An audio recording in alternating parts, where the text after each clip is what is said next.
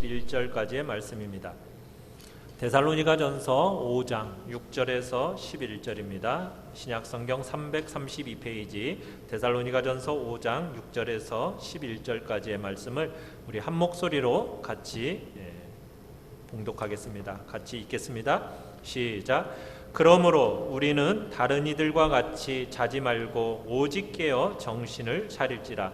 자는 자들은 밤에 자고 취하는 자들은 밤에 취하되 우리는 낮에 속하였으니 정신을 차리고 믿음과 사랑의 호심경을 붙이고 구원의 소망의 투구를 쓰자. 하나님이 우리를 세우심은 노하심에 이르게 하심이 아니요 오직 우리 주 예수 그리스도로 말미암아 구원을 받게 하심이라. 예수께서 우리를 위하여 죽으사 우리로 하여금 깨어 있든지 자든지 자기와 함께 살게 하려 하셨느니라. 그러므로 피차 권면하고 서로 덕을 세우기를 너희가 하는 것 같이 하라. 아멘. 우리 말씀의 제목 같이 한번 읽어보겠습니다. 시작. 깨어 하나님의 전신갑주를 입으라. 깨어 하나님의 전신갑주를 입으라. 종말은 반드시 옵니다. 이것이 바로 성경의 교훈이죠. 그런데 종말은 무엇과 함께 온다고 성경은 이야기합니까? 예수님이 다시 오심과 함께 이 땅의 종말은 온다. 이게 성경에서 이야기하는 바입니다.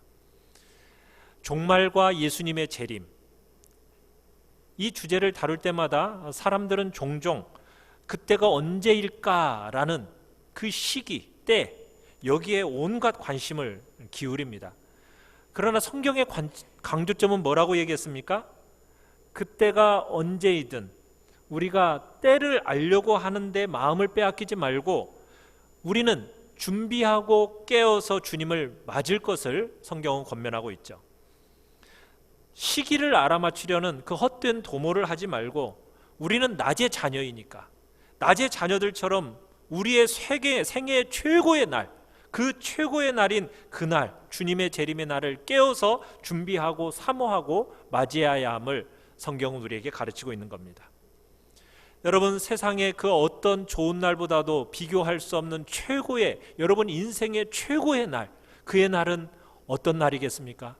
그날은 바로 다름 아닌 우리 주님이 이 땅에 다시 오시는 날입니다. 그날을 우리는 깨어서 맞이해야 할 것입니다. 그것을 성경은 우리에게 권면하고 있어요. 자, 우리 1번을 같이 한번 읽어보겠습니다. 1번입니다. 시작. 6가지 전신갑주. 오늘 우리가 읽은 본문은 깨어서 주님을 맞는다라는 것이 무슨 뜻인지, 어떻게 하면 깨어서 있을 수 있는지 이것을 우리에게 보여주고 있어요. 자, 본문 7절 8절을 우리 다시 한번 읽어보도록 하겠습니다. 7절 8절입니다. 시작. 자는 자들은 밤에 자고 취하는 자들은 밤에 취하되 우리는 낮에 속하였으니 정신을 차리고 믿음과 사랑의 호심경을 붙이고 구원의 소망의 투구를 쓰자. 자, 우리는 낮에 속해 있는 자들이기 때문에 깨어서 주님을 기대하는 일에 있어 뭐가 필요하다? 지금 성경은 이야기하고 있습니까? 믿음과 사랑의 호심경을 붙이고 구원의 소망의 투구가 필요하다. 지금 그 얘기를 하고 있어요. 여러분, 호심경이라는 게 뭐죠? 호심경이라는 것은 가슴을 보호해주는 갑주입니다. 그런데 오늘 본문에서는 2가지밖에 등장하지 않아요. 자, 그렇지만 우리가 잘 알고 있는 에베소서 6장에 가보면요, 14절로부터 17절까지 하나님이 공급하시는 전신 갑주에 대해서 얘기하는데 몇 가지가 우리에게 이야기하고 있습니까? 6가지가 나오고 있어요. 낮의 자녀인 우리가 깨어있도록 주님이 제공하시는 전신갑주 6가지. 자, 그 6가지를 오늘 우리가 간략간략하게 한번 살펴보도록 하겠습니다. 첫 번째입니다. 자, 첫 번째는 무엇입니까? 진리의 허리띠입니다.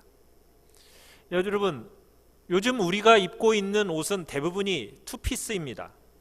그런데 성경이 기록되던 시대만 하더라도요, 그 당시의 옷은 대부분이 통으로 되어 있는 원피스였습니다.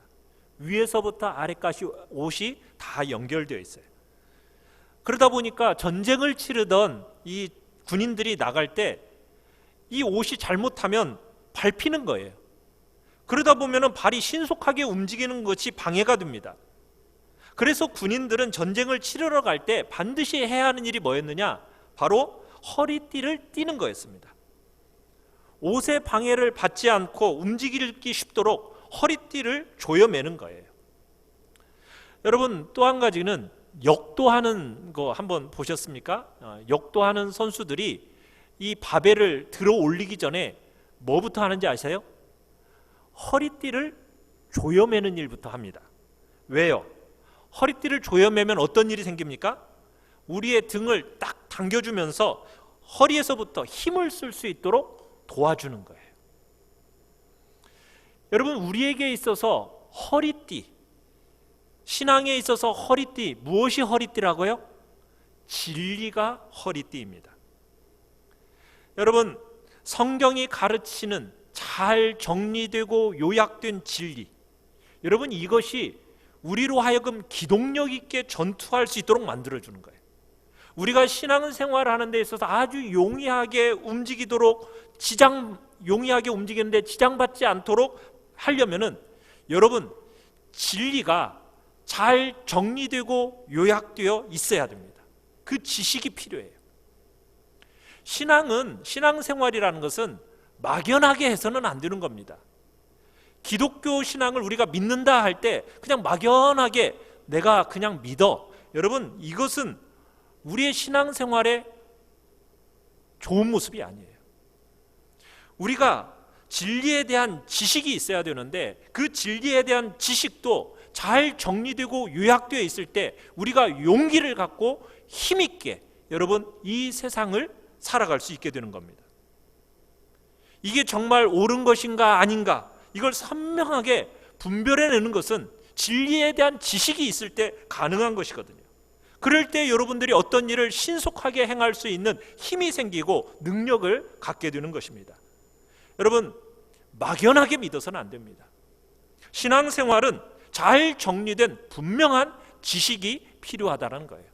그렇기 때문에 우리 교회에서 가르치는 성경 공부들을 열심히 여러분들 하셔야 됩니다.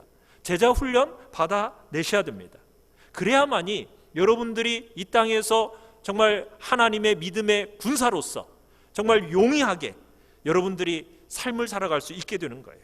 동시에 허리를 받쳐주는 그 힘의 공급을 얻어서 힘을 써야 할 때 적절하게 잘 쓸 수 있게 되는 겁니다. 그러기에 사랑하는 성도 여러분, 진리의 허리띠 여러분 조여 매셔야 됩니다. 자, 두 번째입니다. 두 번째는 무엇일까요? 의의 호심경입니다. 호심경이라는 것은 뭐라고 말씀드렸어요? 가슴을 보호해주는 장비예요. 여러분, 가슴에는 뭐가 들어있습니까?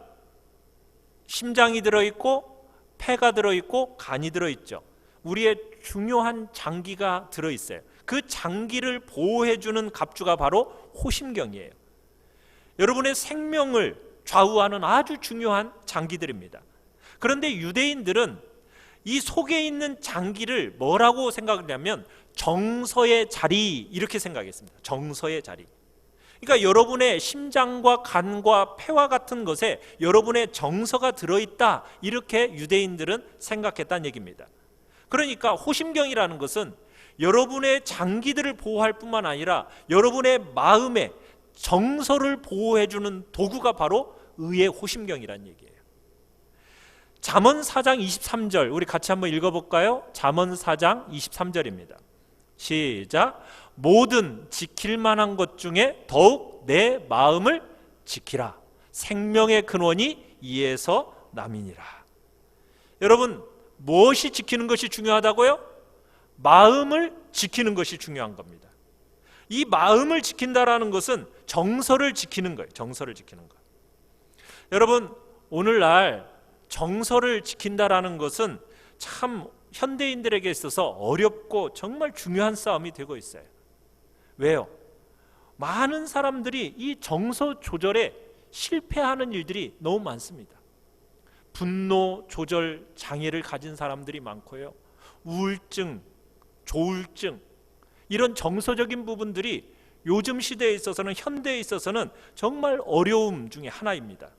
그렇기 때문에 호심경이라는 것을 여러분들이 딱 붙여서 여러분의 정서가 손상되지 않도록 잘 보호해야 된다는 얘기입니다. 여러분, 그런데 그 호심경이 무슨 호심경이라고 얘기하고 있어요? 의의 호심경, 이렇게 얘기하고 있어요.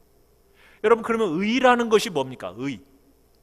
의라는 것은 하나님이 여러분을 보실 때 너는 내 눈에 볼 때 정말 충분히 의롭고 내 눈에 너무너무 좋다, 이렇게 보는 것이 하나님의 의입니다. 바로 하나님과 바른 관계 안에 머물러 있는 것, 그것이 바로 의라는 거예요. 우리는 하나님과 바른 관계 안에 있을 수 없는 자격 없는 존재였습니다. 그런 자격 없는 우리를 하나님께서 의롭다 여겨주시게 되었는데 무엇이 그 일을 가능하게 만들었습니까? 예수 그리스도의 십자가의 공로, 그것을 붙들고 그거에 근거해서 우리가 의의 옷을 딱 입으면 하나님이 우리를 보실 때 뭐라고 말씀하셔요? 너는 의롭다, 너는 바르다, 너는 내 삶의 기쁨이 된다, 너는 나의 큰 즐거움이다, 이렇게 주님이 말씀하시는 거예요. 하나님께서 여러분과 바른 관계 안에 머물러 있고 하나님이 여러분을 보실 때 너무너무 행복해하고 기뻐하시는 것, 이것이 바로 의라고 표현되어지는 겁니다. 사랑하는 성도 여러분, 여러분은 하나님 앞에 보실 때 의인이라고 여러분들은 분명하게 믿으십니까? 하나님 앞에서 나는 의로운 존재요, 하나님과 바른 관계 안에 머물러 있다라는 분명한 확신이 여러분들 있으십니까? 하나님이 여러분을 보실 때 너무너무 행복해 하시고 나를 바라보는 것만으로도 기뻐하신다라는 거, 여러분은 그런 확신이 있으십니까? 내가 나 자신을 볼 때에는 너무 자격이 없어 보이지만, 그러나 내가 예수 그리스도의 십자가의 공로로 말미암아 의의 옷을 입었기 때문에 하나님이 나를 의롭다, 선하다, 너무너무 너에게 있어서, 너는 나에게 있어서 행복한 존재다, 이렇게 대한다라는 거 여러분 확신하십니까? 그런 확신이 있을 때 여러분의 정서가 보호받는 것입니다. 하나님과 바른 관계 안에 머물러 있고 여러분이 그 자격 없는 우리를 예수님 때문에 너무 참 잘한다라고 하나님이 보아주시는 것, 그런 우리가 주님의 은혜를 힘입어서 이제 우리가 의롭게 사려고 할 때 우리의 정서가 그때 잘 보존된다는 얘기예요. 세상은 너무 까칠까칠합니다. 우리를 넘어뜨리려고 하는 많은 제목들이 있어요. 이런 세상 속에서 여러분, 우리가 하나님과 바른 관계 안에 머무는 의의 호심경을 다 입을 때 우리가 정서적인 안정을 누리게 된다는 것입니다. 사랑하는 성도 여러분, 이 세상은 우리의 마음의 안정을 빼앗아가는 일들이 너무 많습니다. 불안하고 근심과 염려로 우리를 정말 공격해 오는 일들이 너무나도 많아요. 그런 속에서 우리의 마음의 정서가 보존되고 지켜져야 됩니다. 두려움과 공포와 염려, 이 코로나19 사태 속에서도 그런 두려움과 공포와 염려로부터 우리를 지켜내는 것은 하나님과의 그 관계 안에 있는 의의 호심경, 그의 의의 호심경을 입으시기 바랍니다. 그래서 그 심령이 주의 은혜 안에서 안정을 누리는 복된 자리에 우리 모두가 있기를 간절히 축원합니다. 자, 세 번째는 무엇입니까? 평안의 복음의 신발입니다. 여러분, 이 시절에는 비가 조금만 와도요 굉장히 많이 미끄러웠어요. 그 미끄러짐으로부터 보호해 주는 것이 바로 신발이었습니다. 또 이 시절 전쟁터에 나가면 군인들이 진격해 들어오잖아요. 그걸 막기 위해서 뾰족뾰족한 나무를 깎아가지고 뾰족뾰족한 것들을 이렇게 심어 놓는 거예요. 그래서 발을 다치게 만드는 그런 일들이, 장애물을 심어 놓는 일들이 많았어요. 그것으로부터 보호해 주는 것이 뭐냐? 바로 신발이었습니다. 그러니까 신발을 제대로 신지 않으면 어떤 일이 일어나겠어요? 전쟁을 효과적으로 감당할 수 없는 거예요. 자, 그런데 우리 믿는 자에게 있어서 무엇이 그 신발이라고요? 평안의 복음. 평안의 복음이 그 신발입니다. 이 복음이 우리에게 가져다 주는 평화, 여러분, 이것이 무엇인지를 알고 누리고 경험할 때 여러분, 폭풍우가 한 번씩 우리에게 불어닥치는 이 세상 속에서도 우리는 참된 평화를 누리게 되는 것입니다. 이 땅을 살아가는 동안 관계의 아픔이 있습니다. 정말 환경의 어려움들이 있습니다. 때로는 삶에 원치 않는 질고들이 있습니다. 여러분, 그런 것이 찾아와도 우리의 마음속의 평화를 빼앗기지 않는 그 복음이 우리에게 있어야 된다는 거예요. 복음이 우리에게 평화를 가져다 주는 겁니다. 세상이 말하는 문제 없음이 평화가 아닙니다. 그것이 우리의 마음에 평안을 갖다 주는 게 아니에요. 여러분, 세상에 문제 없을 수가 있나요? 없죠. 그러나 우리는 문제에 의해서 빼앗기지 않는 평화, 그 평안, 그게 언제 우리에게 온다고요? 복음이 우리의 마음속에 제대로 심겨져 있을 때입니다.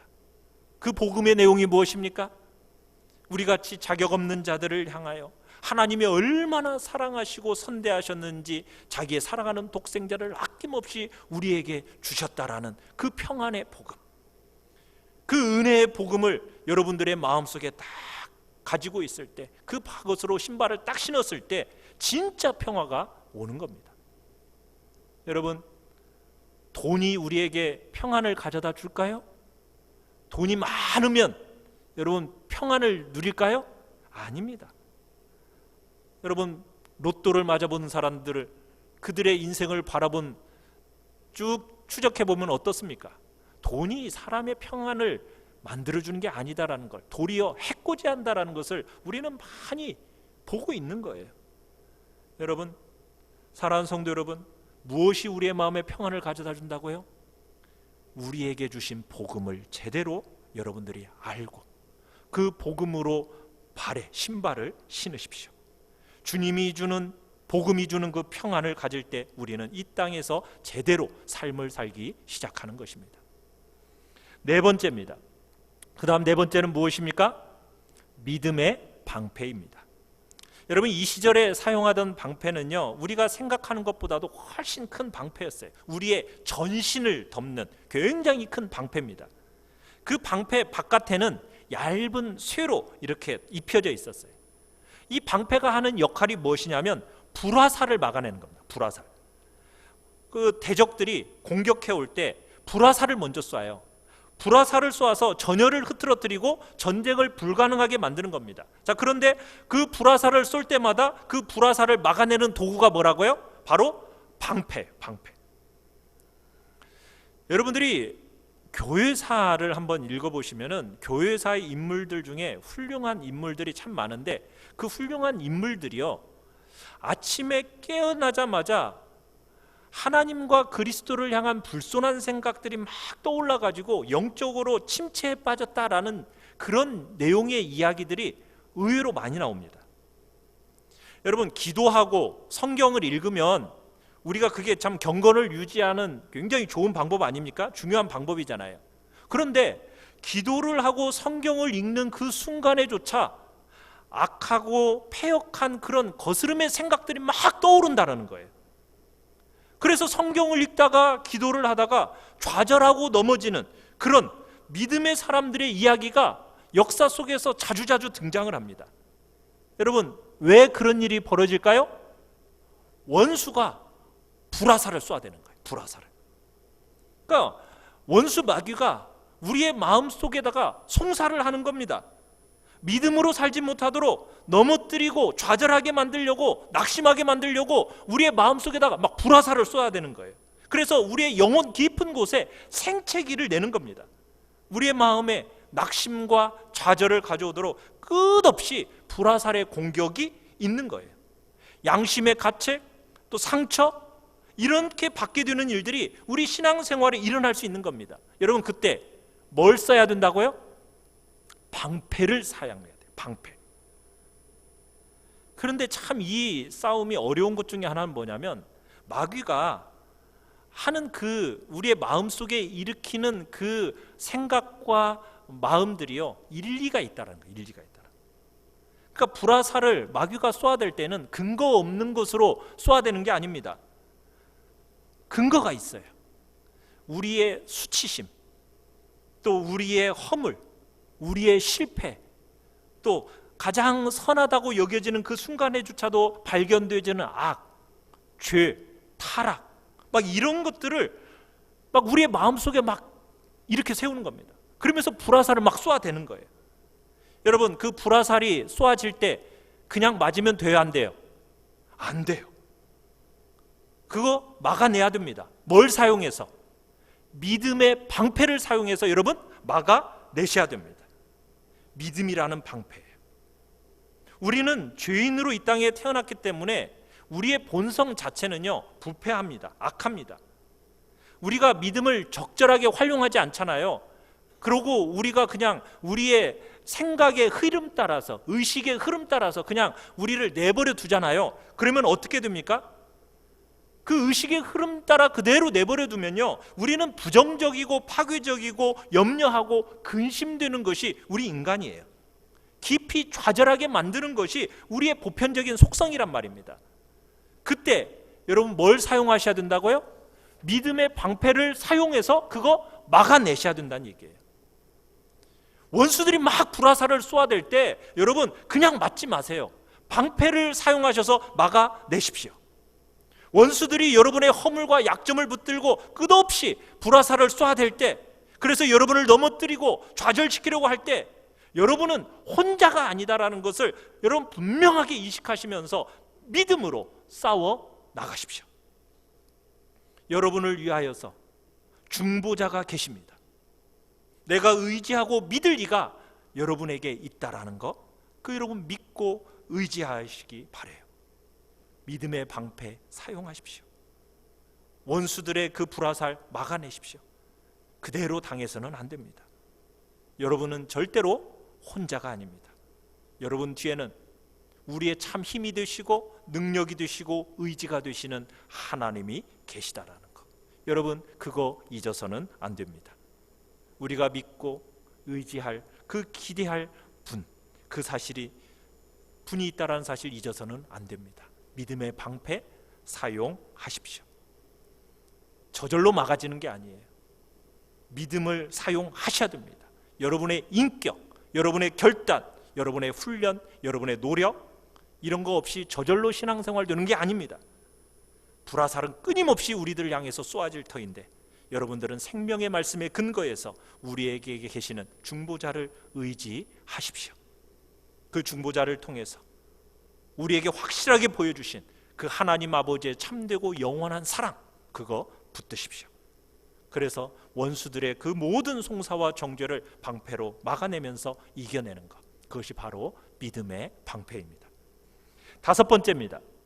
다섯 번째는 무엇입니까? 구원의 투구입니다. 자, 에베소서에서는 구원의 투구라고 되어 있는데, 오늘 우리가 읽은 데살로니가전서 5장의 본문에서는 구원의 투구라고 얘기하지 않고 한마디가 더 붙어 있죠. 뭐라고 붙어 있습니까? 구원의 소망의 투구. 참 이게 더 훨씬 더 좋은 번역인 것 같아요. 구원의 투구라기보다는 구원의 소망의 투구, 이렇게 말하면 훨씬 좋습니다. 여러분, 이 투구는요, 우리가 앞에서 보았던 호심경, 이 호심경이라는 것과 약간 대조가 돼요. 호심경이라는 것은 우리의 뭘 보호해 준다고 그랬습니까? 정서를 보호해 주는 갑주라고 그랬다면, 여러분 이 구원의 투구라는 것은 우리의 무엇을 보호해 줄까요? 지성을 보호해 주는 갑주입니다. 여러분의 정서도 보호되어야 되듯이 여러분의 지성도 보호가 되어져야 돼요. 여러분의 이해력이 보호되어져야 되는 거예요. 이건 굉장히 중요한 싸움입니다. 많은 사람들이 지성과 관련된 아주 처절한 싸움을 생애에 몇 번 정도는 꼭 하게 되어 있습니다. 내가 믿음으로 열심히 살아갔는데도 불구하고 여러분 아무런 진전이 없는 것 같은 순간들이 있어요.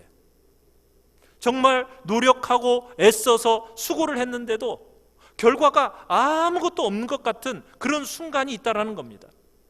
내가 영적인 전투를 신실하게 감당하다가 상처를 입었는데 아물기는커녕 막 더 덧나면서 더 큰 상처가 생기면서 점점 상처가 커지는 모습 우리가 발견하게 됩니다. 그럴 때마다 야, 원수는 진짜 강력한데 나는 너무 약해. 내가 이렇게 믿음의 삶을 계속해서 살아갈 수 있을까? 아, 내가 이 공격 앞에 더 이상 나는 버텨내기 힘들다. 아유, 그만하고 싶다. 이런 신앙생활 포기하고 싶다. 그냥 이제 내려놓고 그냥 포기하고 나는 그냥 살던 대로 살고 싶다. 여러분, 이런 공격이 우리에게 있을 수 있다는 거예요. 여러분, 그럴 때 잘 기억하고 써야 됩니다. 뭘 써야 됩니까? 구원의 소망의 투구를 쓰십시오. 우리가 하고 있는 싸움에서 우리가 순간순간 넘어지고 실패하고 약함을 보일 수 있어요. 여러분, 노력하고 수고했는데도 불구하고 그 결과가 정말 아무것도 없어 보이는 순간들 틀림없이 만나게 될 겁니다. 그러나 여러분, 기억해야 될 게 무엇입니까? 우리가 싸우는 이 싸움은 질 수 없는 싸움이라는 것을 여러분 믿으십시오. 왜요? 왜 우리가 이 싸움에서 질 수가 없죠? 예수님이 이기셨기 때문에. 예수님이 이기셨기 때문에. 예수님이 우리를 대신해서 십자가에 달려 돌아가시고 사망의 권세를 깨트리고 부활하셨기 때문에 여러분, 우리의 싸움은 승리한 싸움입니다. 이긴 싸움입니다. 이 과정에서 절망도 있을 수 있어요. 실패도 있을 수 있습니다. 상처도 있을 수 있습니다. 그러나 우리는 그런 순간에도 기억해야 될 게 뭐라고요? 우리는 절대 질 수 없는 싸움을 싸우고 있다. 우리는 마침내 승리할 것이다. 왜? 예수님이 완전한 값을 지불해 놓으셨기 때문에 나는 절대로 지지 않는다. 내가 지금은 다 경험하고 누리지 못한다고 할지라도 마침내 나는 흠도 없고 점도 없고 주름 잡힌 것도 없는 정말 완전한 구원의 완성이 나를 기다리고 있다. 여러분, 이 사실을 믿으십시오. 낙심하지 말고 그거 딱 붙들어내야 됩니다. 처절한 싸움을 하며 지나가는 그 순간 분명히 있어요. 그런 순간에도 여러분 낙심치 말고 나는 질 수 없는 싸움에 참여하고 있다는 사실을 믿고 구원의 소망의 투구를 단단히 쓰시길 바랍니다. 세 번째입니다. 아니, 여섯 번째입니다. 무엇입니까? 성령의 칼인 말씀입니다. 앞에서 본 모든 도구는 방어용 도구였어요. 아무리 방어를 잘해도 여러분, 전쟁에서 승리하려면 뭐가 있어야 돼요? 공격용 무기가 있어야 되는 거예요. 잘 막는 것만 가지고는 전쟁에서 이길 수 없어요. 적을 무찔러야 하는데 여러분, 무찌르고도 유일하고 참된 도구가 뭐라고요? 성령의 칼인 말씀입니다. 이 말씀을 성령의 칼 이렇게 말하고 있다는 거 여러분 잘 보시기 바랍니다. 그러니까 성령이 주되게 사용하는 방어용 무기요 공격용 무기, 그게 바로 뭐냐? 말씀이라는 거예요. 말씀은 방어용 무기일 뿐만 아니라 여러분, 적을 패퇴하게 만드는 바로 유일한 공격용 무기입니다. 그런 면에서 여러분은 성경에 대해서 성경을 여는 것이 너무너무 결정적인 싸움이라는 것을 기억하시길 바랍니다. 여러분들이 좌절되어지고 기력이 없고 정말 그런 순간에 여러분 뭘 하십니까? 성경을 여십시오. 그 성경을 열면요, 기가 막히게 여러분의 지각이 살아나고 여러분에게 선하고 좋은 생각이 여러분 들기 시작합니다. 여러분이 한없이 무너져 있던 그 자리에서 다시 일어날 힘과 용기를 우리에게 가져다 주는 것이 무엇이라고요? 하나님의 말씀이에요. 그래서 성경을 여러분 여셔야 됩니다. 우리를 보호할 뿐만 아니라 여러분, 우리를 괴롭히고 공격해대는 그 원수를 무찌를 수 있는 그 힘, 그게 바로 생명의 말씀이 우리에게 가져다 주는 거예요. 여러분이 좌절되고 고통스럽고 아픔이 있을 때 여러분, 성경을 여는 것은 싸움의 첫걸음이에요. 여러분, 이 성경은요 기가 막힌 말씀입니다. 여러분이 꼭 내게 맞는 이런 상태에 맞는 말씀 꼭 찾지 않으셔도 돼요. 여러분들이 성경을 읽어 나가고 계신다면 그냥 거기서부터 꾸준하게 읽어 나가셔요. 그러면요, 그 본문이 어디든지 간에요, 그 성경을 여는 순간 성령께서 그 본문의 말씀을 통해서 여러분에게 열어주시는 거예요. 그 통로가 열리는 거예요. 여러분이 파괴적이고 부정적이고 소극적이고 안 하는 것만 선택하는 이 어리석은 우리들에게 말씀이 쫙 들어오면요, 희한하게 새로운 힘이 우리에게 생기는 거예요. 그렇기 때문에 여러분들은 성경에 있어서는 능수능란한 사람들이 되셔야 합니다. 말씀을 사랑하십시오. 정말 성경을 가까이 하셔야 됩니다. 여러분의 눈에 눈물이 있을 때에나 여러분의 중심에 근심이 가득할 때조차도 여러분 기도의 자리, 말씀을 여는 자리에 있어서는 실패해서는 안 돼요. 그 자리 지켜내셔야 됩니다. 여러분이 성경의 말씀을 딱 여는 순간 여러분의 정서를 다루시는 그 하나님의 역사를 경험하게 되실 거예요. 여러분의 생각이 그냥 막 혼란스러운 그 순간에 여러분의 그 지각을 설득시키는 그 하나님의 오묘함을 성경을 여는 순간 여러분들은 경험하게 될 것입니다. 의심하고 부정하고 비판하고 대적하는 것, 여러분 이게 우리의 본성이잖아요. 그런 본성 안에 하나님의 말씀, 생명의 말씀이 들어오기 시작하면요, 믿음이 사용되면서 그 어려운 모든 과정들 돌파해내게 되어 있는 거예요. 사랑하는 성도 여러분, 하나님의 말씀이, 성경이 여러분들을 보호해 줄 뿐만 아니라 이 땅에서 참으로 모든 원수들을 이기게 만드는 강력한 공격용 도구라는 것을 기억하시면서 여러분 하나님의 진리의 말씀 가운데로 깊이 들어가는 복된 자리에 있기를 간절히 바랍니다. 자, 2번을 같이 한번 읽어보겠습니다. 2번입니다. 시작. 두 가지 처방전. 자, 여러분이 이렇게 전신갑주를 입으려 하고 여러분 하나님의 말씀을 순종하는 삶을 살려고 하잖아요. 그러면 여러분이 그때부터 보게 되는 게 있어요. 뭘 보게 되냐면 여러분이라는 존재가 말씀에 순종할 수 없는 존재라는 것을 보게 됩니다. 깨어 전신갑주로 무장하는 것을 좋아하기보다는요, 나태하기를 더 좋아하는 존재라는 것을 여러분들이 적나라하게 보게 될 것입니다. 그렇게 되면 우리가 하나님의 전신갑주를 입으려 하고 정말 주님의 오심이 내 인생의 최고의 사건이다라고 사모하면서 깨어있으려 하다가 막 더 깊은 슬럼프, 절망에 빠지게 되는 그런 경험을 여러분들은 하게 될 거예요. 그럴 때 여러분들에게 9절, 10절이 기록되어 있는 겁니다. 정말 나는 말씀을 따라서 깨어서 주님의 오심을 기다리며 막 결심하고 있는 우리들에게 어떤 다른 큰 장애물과 걸림돌이 우리에게 딱 나타나게 되는데 그것을 뛰어넘도록 9절과 10절이 우리에게 주어진 거예요. 우리 같이 한번 읽어보겠습니다. 9절과 10절입니다. 시작. 하나님이 우리를 세우심은 노하심에 이르게 하심이 아니요 오직 우리 주 예수 그리스도로 말미암아 구원을 받게 하려 하심이라. 예수께서 우리를 위하여 죽으사 우리로 하여금 깨어있든지 자든지 자기와 함께 살게 하려 하셨느니라.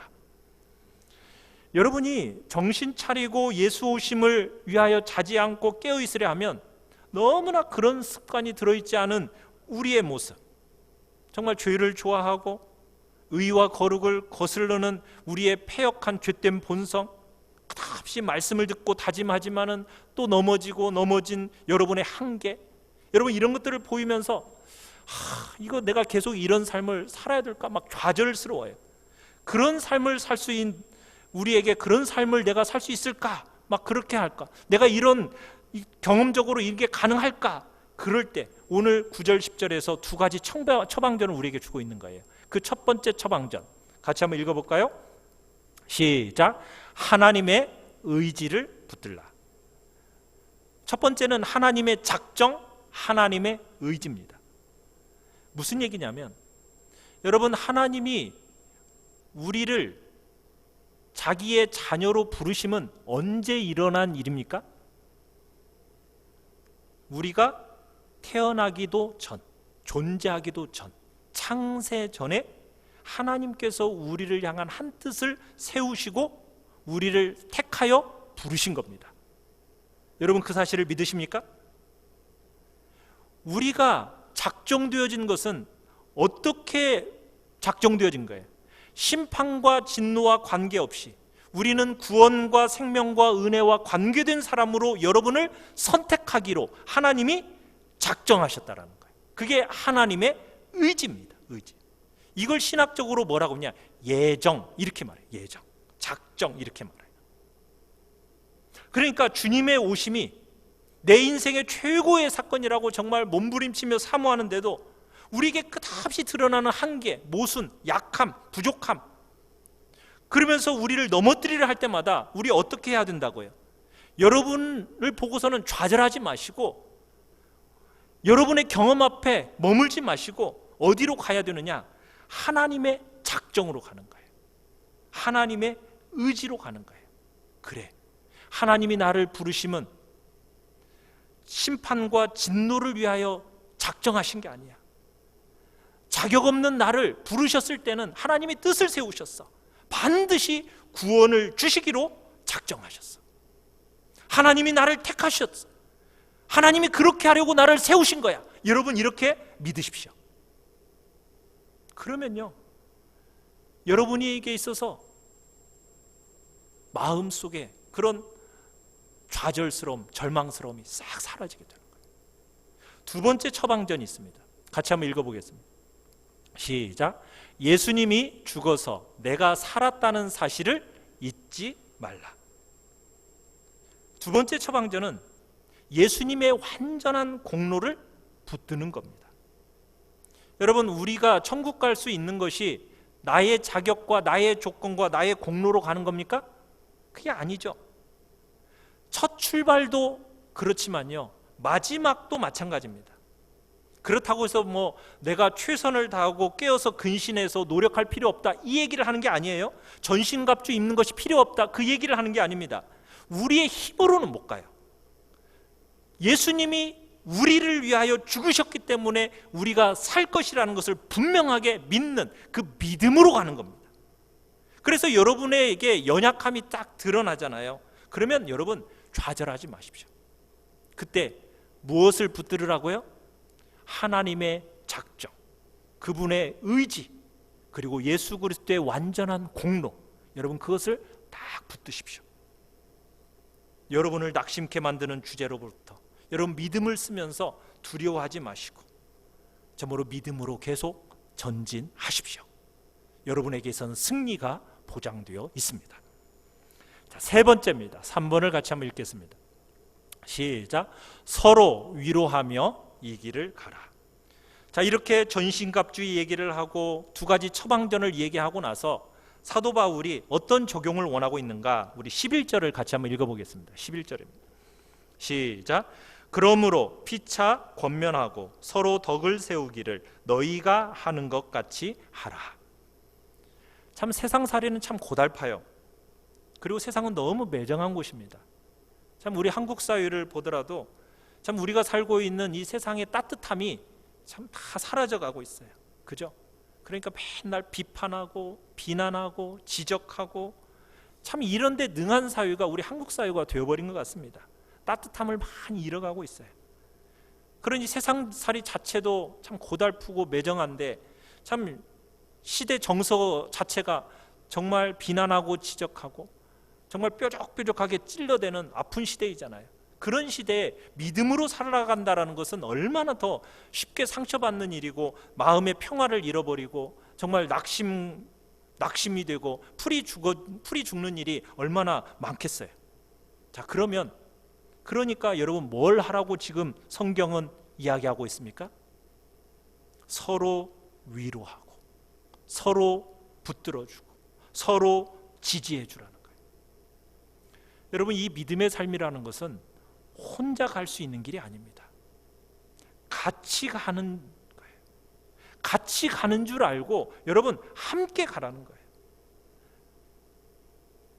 여러분, 이런 코로나 시대 속에서 알아서 뭐 다들 신앙생활 잘 하겠거니, 알아서 온라인으로 예배 드리겠거니, 여러분 그렇게 생각하시면 안 돼요. 믿음의 삶은 함께 가는 겁니다. 막연하게 기대하면서 여러분 그렇게 지나가시면 안 됩니다. 한 사람 한 사람 권면하고 위로해주고 붙들어주는 거예요. 우리의 신앙생활은 그렇게 하는 겁니다. 주님이 오시는 그날의 그 영광스러움과 최고의 감격을 자고 있는 상태로 맞지 않도록 깨어 있으라는 거예요. 그러기 위해서는 여러분 나 혼자도 버거워요. 서로 격려하고 권면해주고 위로하고 지지해주고 붙들어주는 그런 신앙생활 속에서 여러분 우리가 함께 깨어있는 그런 일이 가능하다라는 겁니다. 메마르고 고달픈 이 세상, 여러분 같이 울고 같이 웃고 지지해주고 위로해주라는 거예요. 같이 이 길을 가라는 거예요.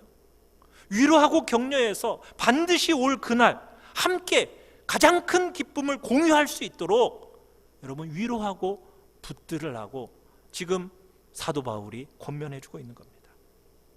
참 그런데 우리 이런 거 잘 못해요. 그죠? 나쁜 말 할 때는 자동적으로 나오는데 좋은 말 하라고 그러면 막 두드러기가 나가지고 막 그런 말을 제대로 못하는데, 여러분 우리 함께 위로하고 붙들어내주면서 여러분 같이 신실하게 그날 최고의 기쁨의 날을 공유할 수 있도록 우리 함께 이 믿음의 삶, 그런 복된 공동체 여러분 만들어가기를 간절히 축원합니다. 우리 시간 같이 찬송하겠습니다. 천성을 향해 가는